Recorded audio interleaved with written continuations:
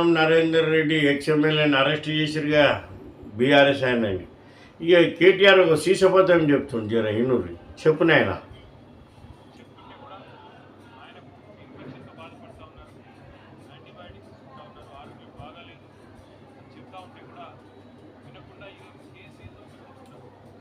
విన్నారా ఆయన ఏమంటుండంటే ఆయన ఆరోగ్యం బాగలేదు తీసుకుపోకురని అన్న భార్య చెప్తే కూడా పోలీసు వాళ్ళు మఫ్తి డ్రెస్లో వచ్చి దౌర్జన్యంగా ఎత్తుకుపోయారు, బద్మాష్ లెక్కలు చేసిరని చెప్తున్నాడు కేటీఆర్.